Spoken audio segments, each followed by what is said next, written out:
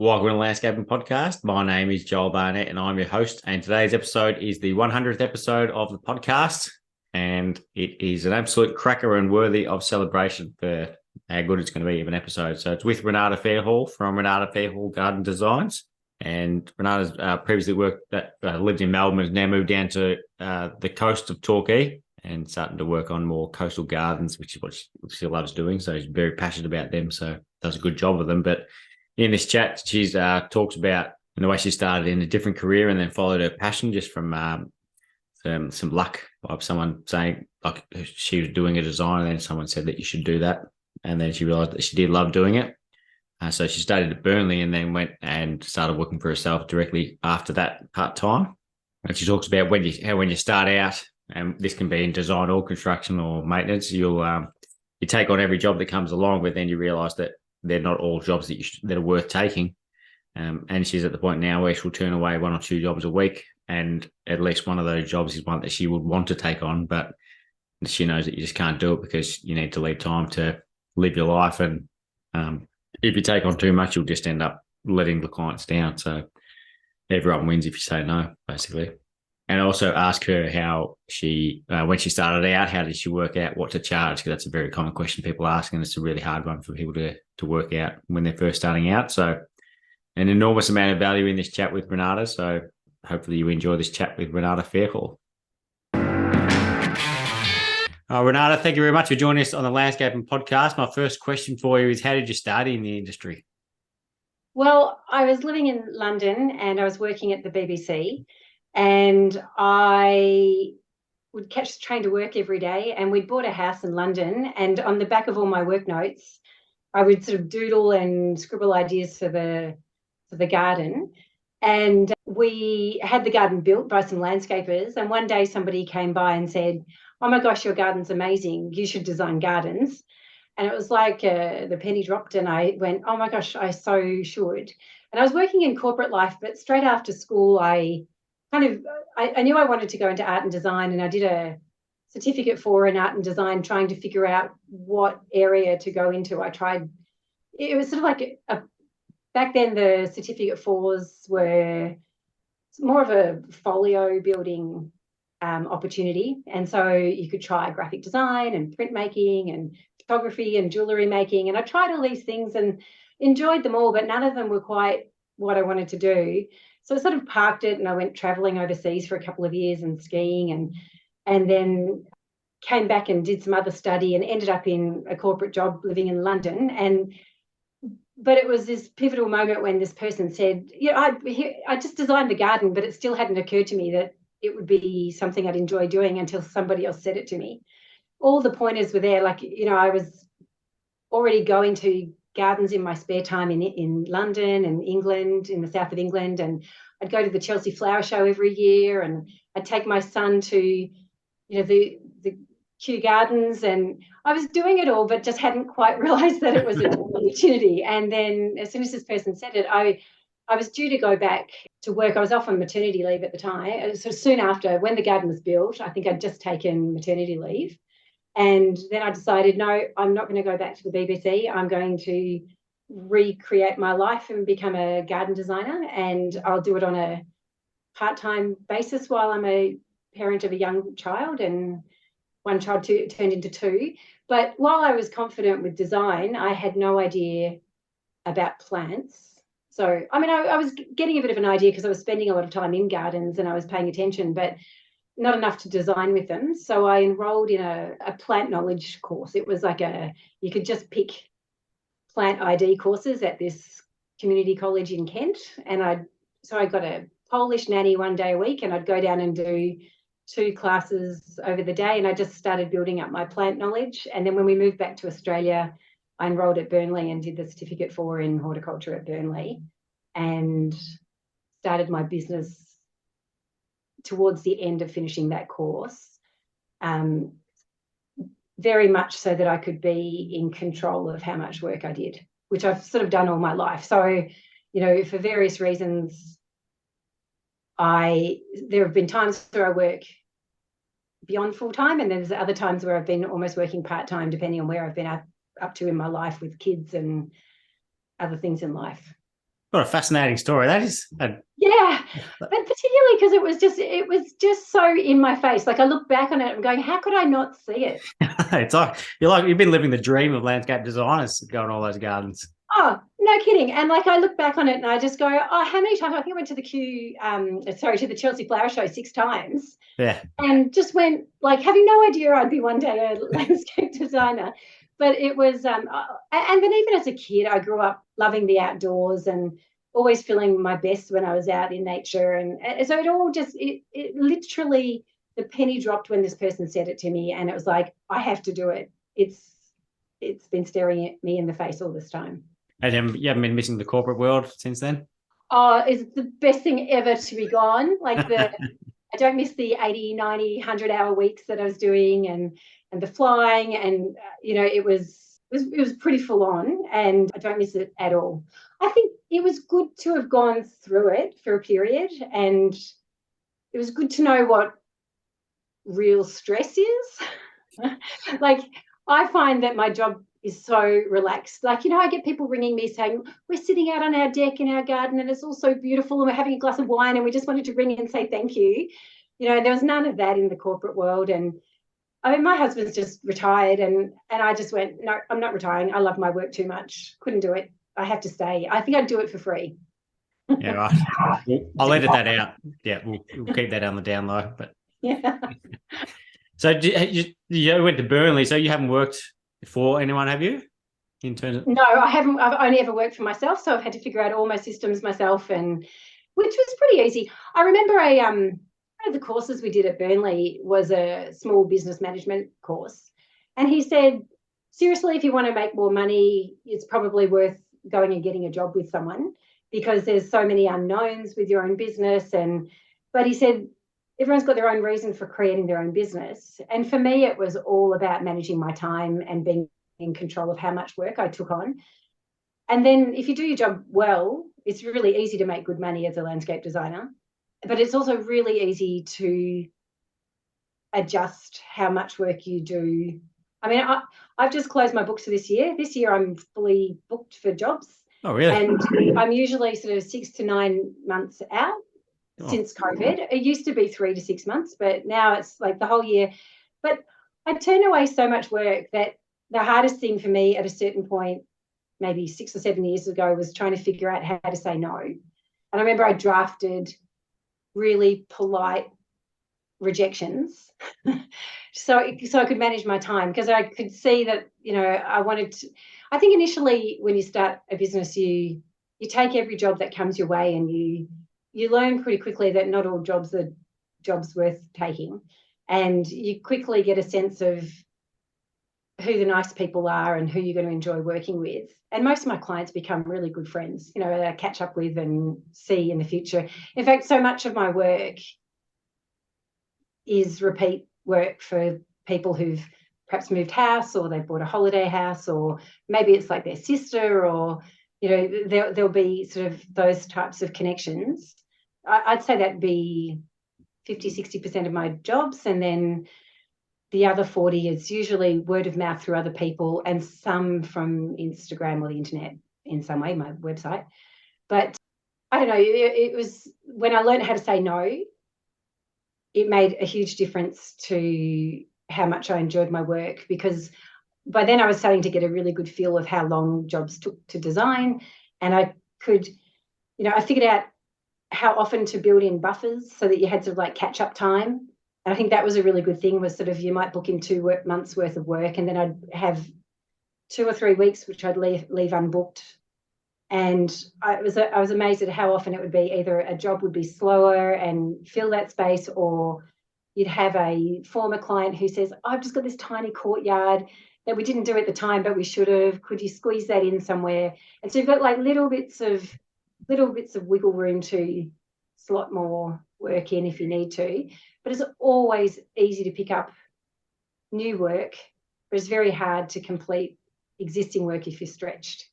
Yeah, I've spoken about that a few times. It's the same in construction world. It's a lot easier because everyone is busy. So if you like leave a buffer like that and you don't have any way of filling it in, there's 1,500 guys who would love you to help them out for that period of time. And it'd be the same in the design. You could do some work for someone else for a couple of weeks if you need to, or you could just have some time. For sure. And look, I think if you build your reputation to do good quality work, people know about you. And so there's plenty of people wanting your services, but you can't work for everyone. I probably turn away 1 or 2 jobs a week, and at least one of those is a job I'd love to do. And it's just like I can't fit them all in. And I'm beyond worrying about that type of things now. So now I really try and focus on what is that I want to do and try and take the jobs that I want to do. But it's hard at the moment because I actually want to change slightly the type of jobs that I'm doing. But everyone still comes to me for the things that are on Instagram, and I still love doing that. But I've done a few beautiful coastal native Australian gardens and would like to do more of those, and especially now that I've moved to Torquay, would really like to do more of the native work. So, I probably need to leave more space for jobs like that for when they come up. Yeah, and start posting more of those ones on Instagram. The coast.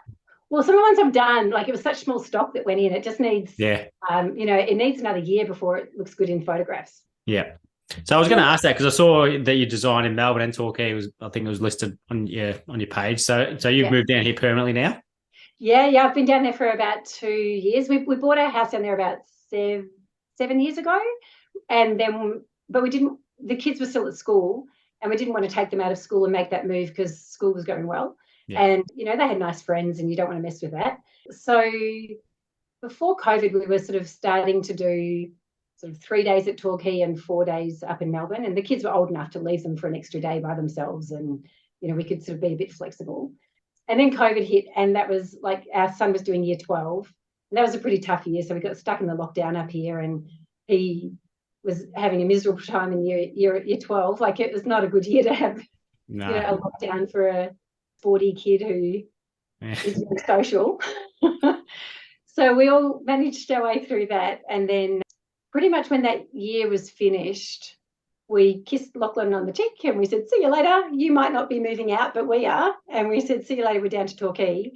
And we were fortunate to be able to keep our house in Melbourne. And so he's still living in Melbourne, and we're at Torquay. And then one of our other sons is at Torquay with us as well. So we're sort of semi-split family. But I come back to Melbourne. Most of my work is still in Melbourne. So I come back once a week and try and just put all my meetings in that one day.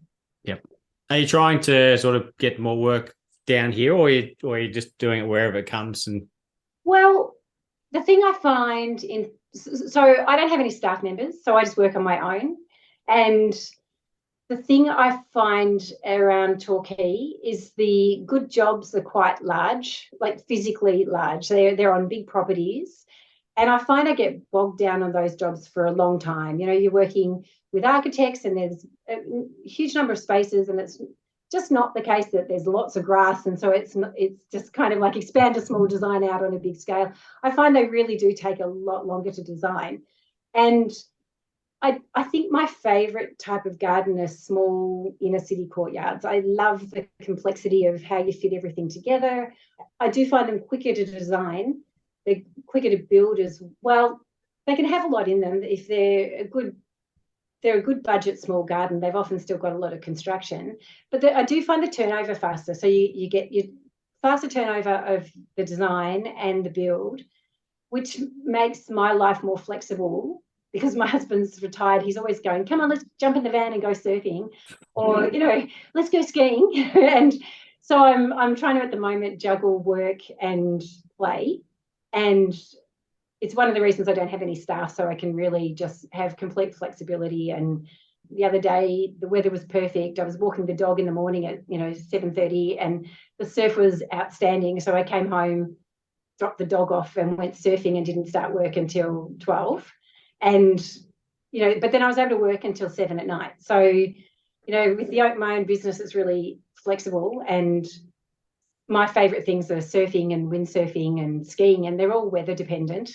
So, I can't windsurf if there's no wind. So I have to kind of just drop things and go. And it doesn't always work. If I've got meetings booked in, I've got meetings booked in. But I am trying to find that flexibility, and it's working pretty well at the moment.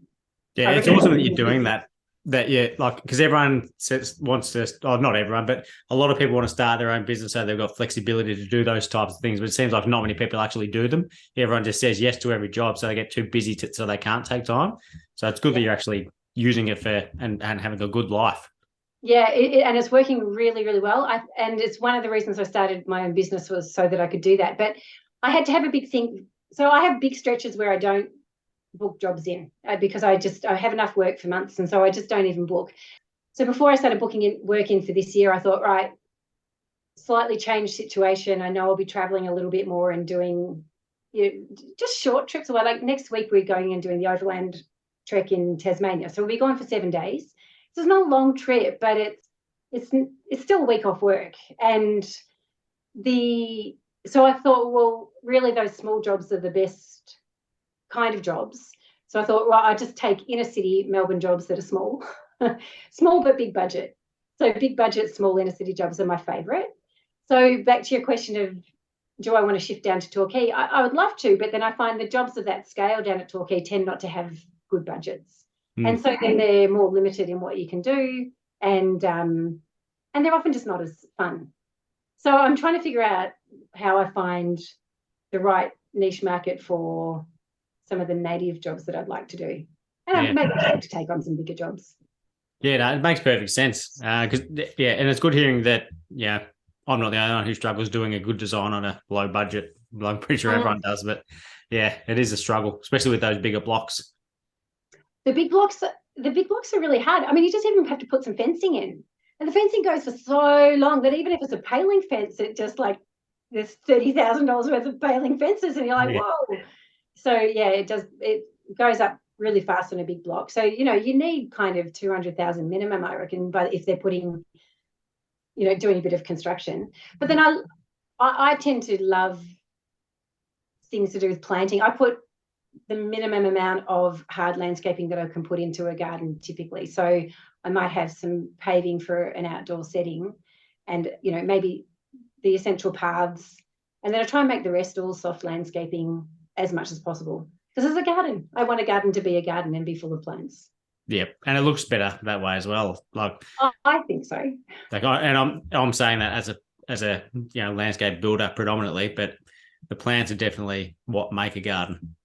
Yeah, I did a job in St Andrews Beach recently, and it was at a fire zone. What's it called? A fire protection zone. It was in a fire sort of overlay. A bushfire, is it? Yeah, the bushfire. Yeah. What's it called? Bushfire attack level bushfire zone. Yeah. And I'm looking at all the restrictions of what I can and can't do, and within certain distance of the house, I couldn't have anything flammable. And I'm going, all right, what does that mean? Surely they don't mean you can't even have plants. And I check with the authorities, and they say, no, you can't have any plants that are flammable. I'm like, okay. And then I'm researching, and I find out there's this whole suite of plants that you can use that are non-flammable plants. So it's like, they're usually all the atriplexes that have got lots of salt in them are good, and then any of your succulents are good. So we designed this whole garden which is very sort of Palm Springsy, with gravel and big rocks. And then the plants that we used were all either high in salt or they were succulents. It was so much fun. And I was just going, okay, I've got to do more of this, herbs, coastal native plants, but it was just fun to move into a different palette of plants and be a bit stretched and have to be a bit inventive about what you used. And it was good. Yeah, there's probably neighbours looking at that thinking, how did they put plants so close to the house? We weren't allowed to do that. And then not realising you can use some. Yeah, it was just about the right ones. So have you ever had employees? I have tried a few along the way on a sort of casual basis, mainly to do, I thought maybe it'd be great to have someone once I've done the concept work just to sort of draw things up in CAD.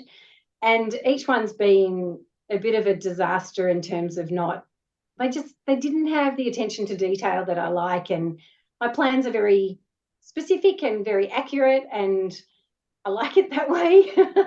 And I would sort of when I worked at the BBC, I got really good at editing and checking other people's work because I had about 20 people working under me, and I had to sort of make sure the work going through was good.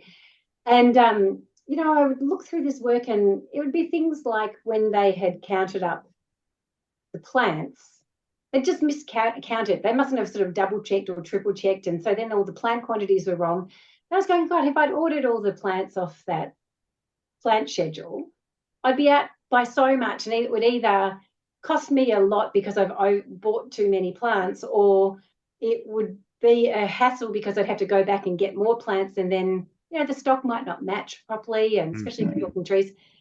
And I suspect some of those problems could have been overcome with a substantial amount of time and training and of these people to make. But attention to detail is attention to detail. I think people either have that or they don't. And so trying to train that into someone, I was just going, I don't think I can do that. And then, so I think if I was serious about it, I'd love someone who could draw up the concepts for me once I've finished. Because once I just presented a big concept today, and it's a fairly large job in Brighton, and it's really beautiful. But now I've got the slog of just lots of documentation, lots of elevations and figuring out the construction of built-in seating and barbecues, and a lot of it's less creative and it's more just work, and that's fine, and I really have no problem with that. But I would love to just be able to hand that on to someone else at this point and have them draft it up so I could move on to another design. But the devil's in the detail, and when you start drawing it up right down to the nitty-gritty, you start going, oh, that looked like it fit in the concept. But when you actually start piecing it together, you go, actually, they're out by 30 centimetres, and that doesn't line up with the house properly, and then you might have to tweak the design a little bit to just make it work. So there is actually an advantage of working things through in detail. And you've worked on the project so much that when landscapers ring you from site, if they ever want clarity, it's usually all just stuck in your head already. You don't even have to look up the plans. Yeah. You know exactly what is going on, and you can picture it. Yeah. So how does your design process work? So, do you do hand sketching, or what's the first start, the first thing you do with it? Yeah, hand sketching in a cafe. All right. I don't know what it is, but I can hand sketch as much as I like at a desk, and I'll get a certain distance. And then I go to a cafe and I sit there with my dog at my feet, and I just start sketching. And in half an hour or 45 minutes, I can resolve everything that's been stuck. And it must just be something about the music or the noise around me. It just unlocks something. So I tend to take at home, I'll draw up make sure I've got a good base plan set up. So, it depends on how the base plan comes about. So on a small garden that's fairly flat, I'll measure it myself, and they're my favourite because I know the measurements are perfect. But most of the time I'm working off surveyors' work, and I'm stunned at how inaccurate they can be and how bad some can be. First of all, what they charge. Yeah, thousands and thousands for all these areas. It does my head in. And wrong levels sometimes. And you're going, wow, people are kind of like counting on this being right. So, but whatever, sometimes there's a mix of files from architects, files from surveyors, and then I have to merge it all on AutoCAD. And then I'll print out some base plans of each area. And then I take them to a cafe and I sketch, and I hand sketch and draw. And usually I give myself a couple of weeks for concept work because I like to sketch a bit and get some ideas going. And then I find it kind of lodges in my head. And then when I'm just driving around or walking the dog or, doing whatever, things come to me and go, oh, I could try.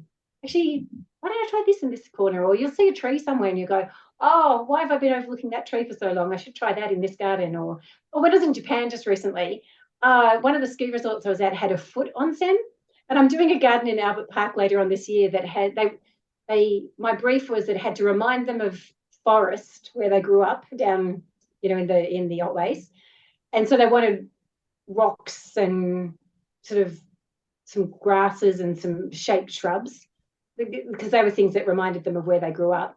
But then they loved Japan. So they said, could you kind of do a Japanese-inspired forest look? And I'm sitting there going, in Japan, I had my feet in this foot onsen after a day of skiing. I'm going, this is heaven. And I'm going, oh, I've got to design a foot onsen for these people in Albert Park.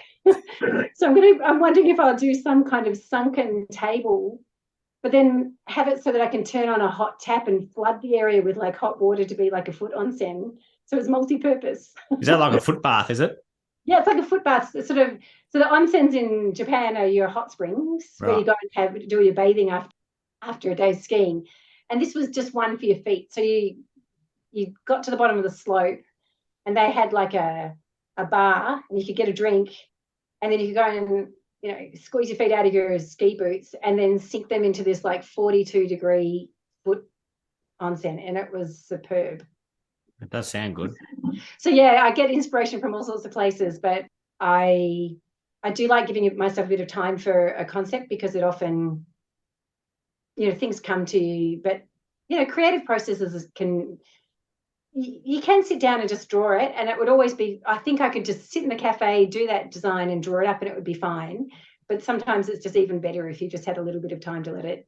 Yeah, I was about to say the exact same thing. Like I can do a design. If I set a deadline, I can meet that deadline, but quite often I don't meet it, and then I think of a great idea for it if you're not rushing it. So yeah, for sure. And I tell people that I say, it won't take me that many hours to do it, but it just takes a bit of time, or it's better if you have time just to let things come to you. Yeah.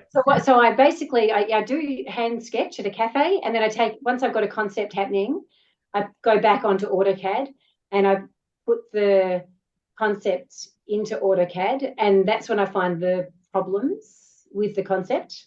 The concept might look fantastic sketched, but the scales are slightly out, or there'll just be errors. You might have drawn something a bit big thinking, oh, that looks really balanced, but when you draw it up the actual size of what it will be, oh, now it's looking a bit too small, so you might have to do a bit of rejigging. My concepts are pretty detailed. Like a landscaper could take my concept and build the garden off it if they don't mind just plan. There's no elevations in it, but they could build it. But it's the planting plan. I usually don't put I don't jigsaw all the plants together until the final plans, but I'll figure out all the plants that I'm going to use, or at least 90% of them, make sure the client's happy with them all and show them roughly where they'd be going. But there's quite a process. My gardens usually have quite a few plants in them, so it takes a while to marry it all together and get that nice seasonal flow of things happening all through the year. Yeah. So sorry, yep. go on. I was just going to say, once I've done that concept, then I'm ready to present it, and I present just a plan view concept. I don't do any 3D. I could probably get someone to do them, but I don't have the time to do it. So I do a plan view, and then I do a palette document that shows all the materials and all the plants. And then I'll present the concept, which can take anything from an hour to 5 hours, depending on how big or small the garden is and how complex it is. So today's was probably about 3.5 hours of talking things through. And then there's usually a little bit of tweaking, but not too much. I spend a lot of time identifying the client's style up front. And so I usually send them, I have a big Pinterest page of lots and lots of boards. And then once I've met them and done my quote, I'll usually ask them a bit about what, at the time of doing the quote, I ask a lot of questions about what they're trying to achieve with the garden. Then I'll usually send them a whole lot of Pinterest boards where I've narrowed down really good images to do with pergolas or paving or decking or different styles of planting. So I'll have ornamental grasses or texture and form or maybe flowering gardens. And then I send them a whole lot of Pinterest boards and ask them to put together a board of their own. And I say, don't overthink it. Every time you see a picture and you go, oh, that's nice, just chuck it on your board. Just put it there and just do it instinctively. Don't think about whether it would work in your space or anything. I just want to see what talks to you.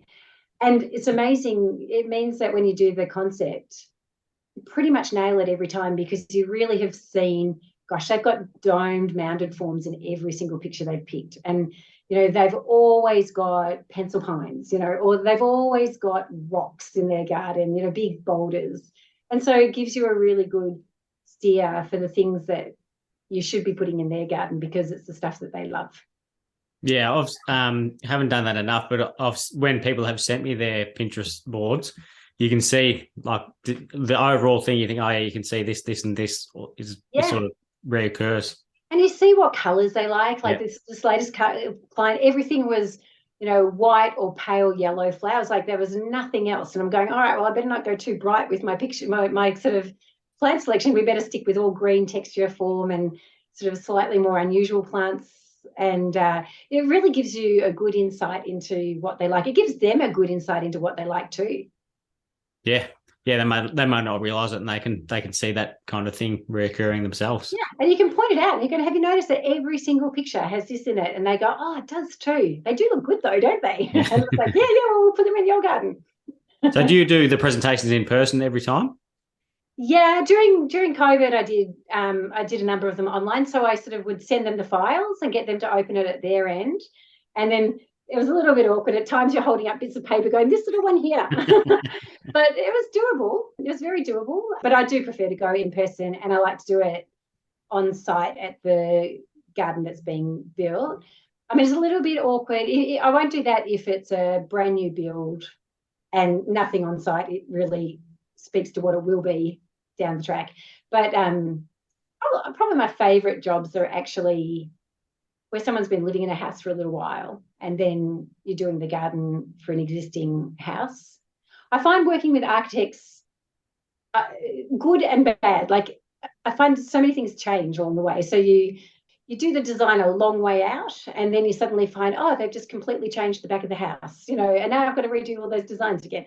Or there can be a lot of confusion, like, am I working for you or am I working for the client? Like, I kind of want to do what the client wants. And they're like, oh, yeah, but we really want this in. And it's like, well, that's nice. But should we just run that by the client and see if they like it too? And meetings, I feel like I'm back in the corporate world once I'm working with architects. There's just like so many meetings and I just go, oh my gosh, another one. Can't you just answer those points on the email? Do we have to have a meeting about those 6 points? Yeah. Yeah, that drives me insane some of the times. Like they'll say, can we meet you and the client and then these other two people as well alongside? Like, I don't need to, but whatever. I know. And look, because I'm trying to fit in as much work as I can into a life that's busy and, a schedule that's busy, I think this is what before I started booking this year, I just said, okay, that's it. I need to really identify what I want to do, who I want to work for and what kind of jobs I want to take. And so I've pretty much booked in smaller inner city gardens direct with the client, sort of no architect involvement. I mean, the architects, the advantage when you get to work with an architect is the backdrop for your garden is gorgeous. Like you've got this brand new build and it's a beautiful house and we'd all love that for every single garden that we want. But my work is a combination of making beautiful gardens, which I can have whether the house is a new or an older house, but it's also fitting into what I want to do and how I want to run my business. And I definitely don't want to get bogged down on a garden for, a year. I had one garden, it's a tiny garden, and it's taken a year of work. And I'm like, I think the clients end up paying 3 times as much with all the extras. So it's it's not as smooth a process, but the results can be beautiful. Yeah. So and then do you have a list of landscapers who you recommend the clients to work with? Because Adam Hoppus does a couple of your projects. Yeah. No, I do. There's sort of a handful of people who I've just worked with, and if they do great work, then it's easy once you've got that relationship established with them just to sort of go back and keep working with them. And yeah, so I definitely do. Yeah. Is there like a list of a couple you give to them, or how does it work? Yeah, like most of my work is with just at the moment mainly I work with Bryn Jones from Jones's Landscape. Yep. So he does the lion's share of my jobs, and he'd be good at doing the coastal ones because he does a lot of what's her name? I've forgotten her name. Fiona Brockhoff. Yeah, he does a lot of Fiona Brockhoff's work.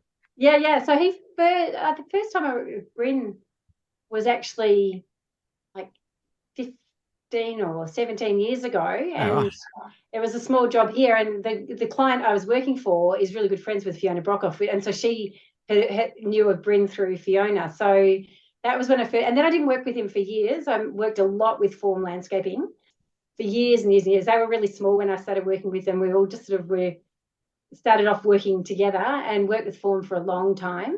And now they tend to do much bigger projects with pools and look, I mean, that I would still contact them to do a job, but enjoy working with Bryn so much because he's just got a nice size business. But then there's other people who've got similar size businesses like Adam, and Adam's designed built a few gardens for me, and he's great to work with. And so it just depends on where I'm up to and where the landscaper's schedule is up to.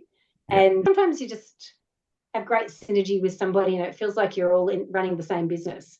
Yeah. I've worked with some designers and it feels like that as well. Like it feels like you're part of the one team, which is exactly what you want.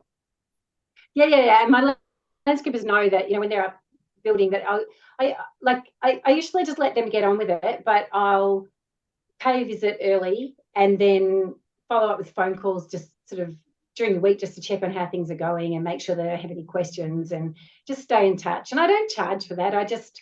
I like to go on site and lay out the plants. And so that's an extra that I charge the clients for. But I do find, even the landscapers find it really helpful because they know that I know how much space I've allocated for each plant. So if I know that this little plant that is currently 10 centimetres in size is going to grow to 80 centimetres in diameter, I can place it and then I sort of almost draw an 80 centimetre circle around it. So when the 50 centimetre diameter plant is going next to it, I know where to sit that pot and get it all laid out. And I say to the landscapers, okay, I know they look really weird at the moment because the big pot, like this big plant is sitting here very close to another big plant, and then this tiny one's all later here on its own, but that tiny one will actually grow really big. So give it that space. And so I get a little bit particular about the plant set out. Yeah. It pays off. It just means you don't get a lot of plant losses with certain plants getting smothered by other plants. And it's not an exact science. So some plants will grow double the size that you're expecting them to in some microclimates because they're just super happy or getting to or something, so it's not completely predictable, but you have a good feel for it. Yeah. And I've said a few times on various episodes, but when you could draw something on a plan and think, and it looks right on the plan. So if the landscaper installed it like that, that's exactly how it is on the plan. But when you're doing it, when you see it in the flesh, there's just really slight changes that'll make a big difference. And you'll know that more being the designer. Yeah. And I think that's where I would love to, I think 3D modeling of a garden, especially if you could get down to that plant level, I think there'd be sometimes I'd put it all together and then I'd go, oh, actually, when I see it in 3D, maybe I'd switch this a little bit, with the planting and put that bigger plant there. And that's the kind of thing that I think, I'll switch a little bit at the time if I need to. But it is pretty amazing how the human brain works and how, in my mind, I'm not seeing these shapes on paper. I'm seeing these forms and shapes. And so when I look at the planting plan, I see it in 3D almost. Like I'm sort of seeing how it'll work. Occasionally I pick up a pen and paper and I'll do a little elevation of it and just make sure that, this with this taller one behind and then that one over there. Yeah, that works. And just double check with a quick either elevation or a little 3D sort of sketch. But I'm actually often really amazed at how accurately your brain can do it in 2D and it translates into 3D. But I do think 3D I think every designer would love to have every garden mocked up into 3D. It makes such a massive difference when you see it, even just in the presentation to the client. It's just a wow factor. Yeah. And I do often think, but I suspect in the past, whenever I've asked clients about it, they've gone, "Oh no, I really don't want to spend that extra couple of $1,000, for a render. I trust you enough. Like just that'll be fine." Yeah.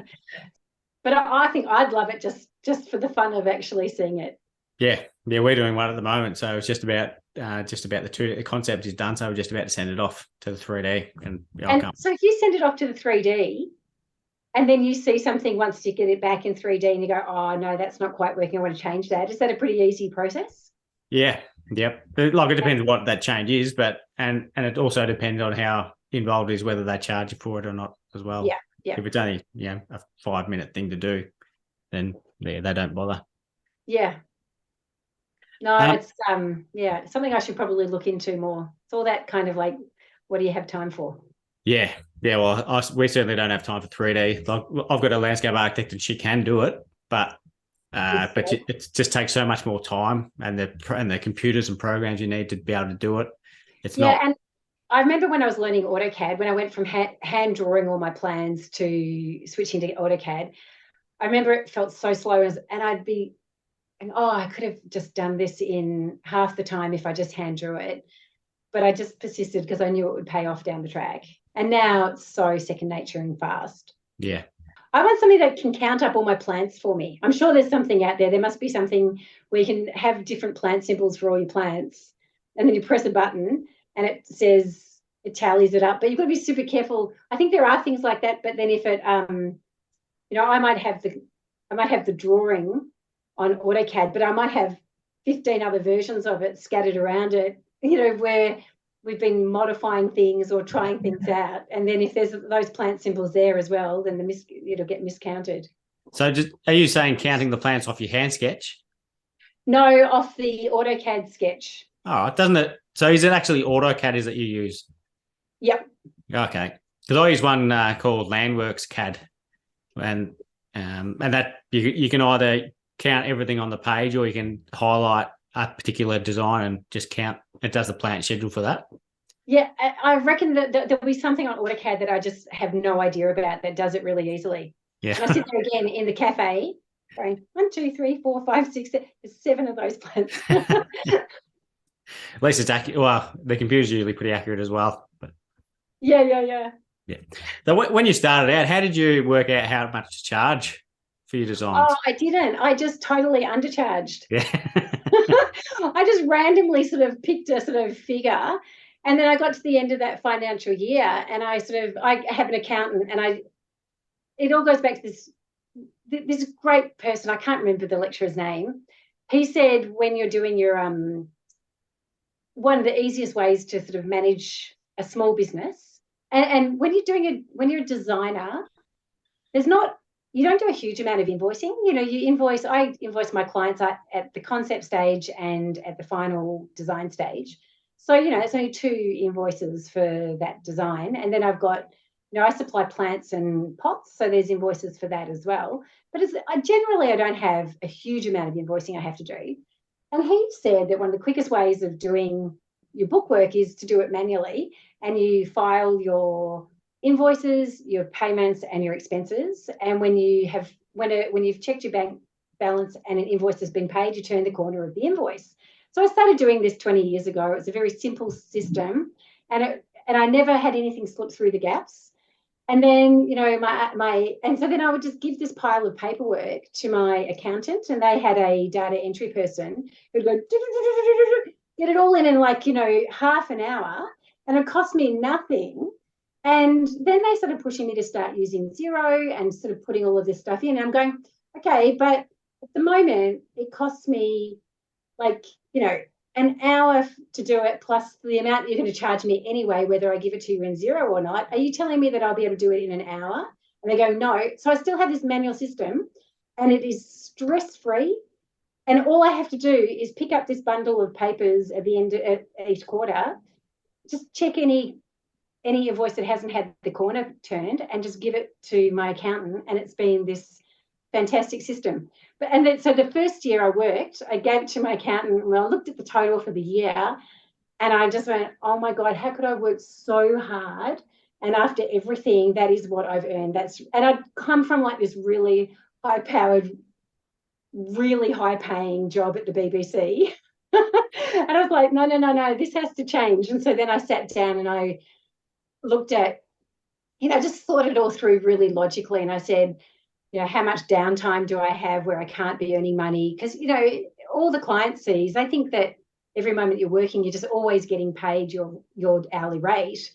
But there's just so much that you have to do, whether it's traveling to the client side or, doing or not doing your bookwork. But there's just so many things that are just, just downtime. And so you've got to just look at the total amount. And so for me, I broke it down and I said, well, if I do X number of jobs in a year and I want to earn X amount, because I just wanted to pay both my kids' private school fees and I wanted to pay for an annual family holiday. I had certain things that I was budgeting for that I wanted my part of the family earnings to pay for. And so I sort of looked through it and I said, right, well, if I'm charging this amount for a job, how many jobs would I have to do in a year? Is that achievable? And I'd say, no, not really. All right, well, then I've got to up the price. So I did it in reverse, and I said, how much do I want to earn? And then I said, how much would that mean I've got to charge? And it's worked out pretty well on the whole. And the last few years, usually I just try and put my hourly rate up, and then I do fixed price quotes, which there's pros and cons for doing that, but I'll basically itemize all the kind of stages of the design, and I allocate a certain number of hours to each stage, and then I multiply the total by my hourly rate. And so that seems to work pretty well. And then I just try and keep a general tab on how long things are taking, which I find it's really hard to record every hour, every design hour, and keep up to know exactly how long it's taking. But, I'll do some jobs, and lately I've been recording on the bigger jobs, and I know I'm undercharging for the bigger ones. So I make more money on a small job than I do on a big job. And so, yeah, for me, it's really just doing everything in reverse. And I started off saying, how much would I be happy earning? What makes it worthwhile over a year? And at the end of the day, I look at it and I go, well, I'm working pretty part-time. I think it ends up being quite a good industry if you want flexibility, and if you want sort of part-time work rather than full-time, you can make a really nice living off it. Yeah, the way you've done it is the perfect way to do it. And like, regardless of whether you're doing design, construction, or maintenance, is work out how much you want to get paid, and work out how much you got to do to get paid, and whether it's achievable. So that's how it should be. I'm never going to earn what I used to earn in corporate, but I just love my life so much more. For me, it's not about the money, but it's about just finding that balance. Whether it was balance of being a parent and being able to pick the kids up from school, and so my day was finishing at 3:00. And that's part-time work. I was only working from 9 till 3, and now it's part-time because if it's windy, I want to go windsurfing, or if it's a perfect surfing morning, I want to go for a surf. And and so I think it's really good having your own business, but you've got to be super disciplined to know how much work you can take on, and how to say no, and how to say no nicely so you don't offend somebody. Yeah. I feel horrible every time I say no to someone who's ringing up for a quote. But well, I think the easiest time to say no is right when they contact you. You can say, look, I'm so sorry, I'm just so stretched, I don't have any time, and I'm booked out for months. That's I don't have, as sad as it is, I find that pretty easy. It's when you go out and you visit somebody for the first time to prepare a quote, and then you go, there's no way I'm doing this job. They don't know what they want. It's never going to be a good outcome. They're not prepared to do what it takes to make it into a nice garden. You just know it's all wrong, because I've been through it before. I've done jobs like that, and I've wasted so much time, and then either seen it not get built or get built and it never, they leave things out that were really important, and you're going, no, I don't need to work on those jobs. And so just occasionally I turn up on a job and I haven't vetted it enough, and then I look at it and go, oh no, I've really got to get out of this job. They're the hard ones. Yeah.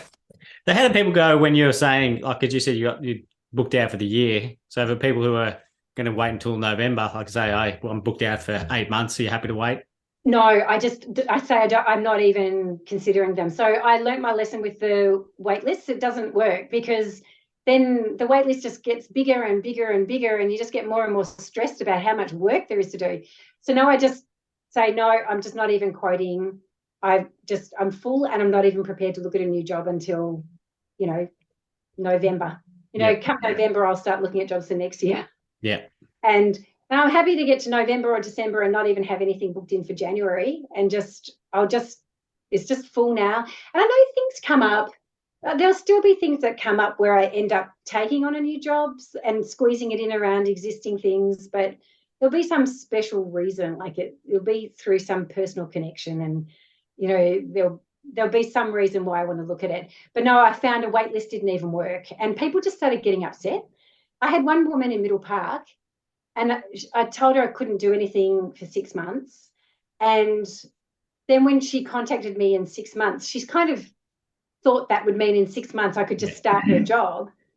And I hadn't promised anything to this woman, But by then, a couple of other jobs had come up through more, they were like former clients had come up and they were great jobs, like this one at St Andrews Beach. It was a former client, and then they bought this place, and it was this super interesting thing. And then she was really cross with me that I couldn't fit her in 6 months' time. And I said, well, I didn't ever promise anything. I just said I was booked out for 6 months and I wasn't doing any quoting, no wait lists or anything. I would never have wanted to work with that person anyway. Yeah. Just too grumpy. Yeah. I have the exact same thing happen. People say, where are you booked out to at the moment? I'll say, I was booked out for 9 months. And then they will contact me in 9 months and say, well, when are you booked out to now? Nine months still. So yeah. Just continually rolls on. And it's really difficult because it means it can be very hard for somebody to get into your schedule. And it's not that I'm trying to make it that way. It just is that way. And there's nothing I can do about it. But, the people who are super persistent, like if they're a nice person and they're super persistent and they ring up a few times going, I know you're not going to have any time in your schedule at the moment, but I still want you to really have a look at my garden. And then they'll send you perhaps some photos, and then and they might contact you 3 or 4 times and just do some stuff that makes you really like them because they seem really friendly and patient. You end up talking to them. You end up doing their jobs because they've been really kind and understanding in their approach, and they haven't been pushy, and they clearly want to work with you because they're not giving up. So, I think there is something about the persistent people do end up getting a foot in the door, but they've got to also be prepared to wait. Yeah. I had a client, they contacted me, I don't know when it was, but I said, at the time, I said, I can't give you a time when we can install it because it's so far out. I can't foresee into the future that much. So they ended up going with someone else, and then they contacted me saying, we've had the backyard done now, we want to do the front yard, and we should have waited for you. So happy to wait as long as it's going to take to do the front yard because they weren't happy with the back. Yeah. And look, I think it is worth waiting, and time flies. Yeah. So, people just get excited because, but it's no different from you or me. If we wanted to engage an architect to do something, or, we'd have to wait just as long as well. It's everyone has to. Yeah. It's a bad time of year to be getting anything done. Bad time of, life the last couple of years to get anything done. You just have to wait. Anything to do with construction or gardens. It's just, I wasn't booked out this far before COVID. I might have had I used to say to people, from the first inquiry to having your design done would be 6 months. That's what it used to be. I remember that was my sort of line on the phone, that from when I picked up a phone and just started talking to somebody, it was 6 months until their garden was finished. And that's because I might have been booked out for 12 weeks. And then the landscapers might have been booked out for 2 or 3 months, and then they'd all start, and maybe there'd be a month of construction. But now it's like I'm booked out for months, and then the landscapers are booked out for like a year, and then and this is the other thing the clients don't always understand, is that the design's just the first step, and that the landscapers aren't going to hold any time for you until they've quoted and know that you're a sure thing. So there's a long wait there as well. So now it's more like sort of 12 to 18 months minimum, I reckon. Yeah. We're just about to finish job, and I do my my project. Each project has got a number, so I know where it is, and I do. It's like this one is the number's 21007. So it was the 7th job I quoted in 2021, and we're just about to finish it now. So it's 2 years. There you go. From the start of the design till now. Yeah. And that's what I'm finding, is it really has blown out to that kind of timeline. Yeah. And last question for you, Renata, is who do you think would be a good guest to have on the podcast? Well, you haven't interviewed Joe Ferguson, have you? No. So Joe's got the most beautiful garden down in, is it Shoreham? I don't know, but it was just recently opened, wasn't it? Yeah, in Flinders. And she's just the most beautiful person as well. So I reckon she'd be a great person to talk to. Awesome. I'll contact her and see if she'll come on. Sounds good. But yeah, that was an awesome chat. As you were saying things, I thought, that's going to be really valuable for people listening. So yeah, they're perfect guests. So thank you so much for coming on and sharing all your knowledge. Oh, you're welcome. Thanks for having me on.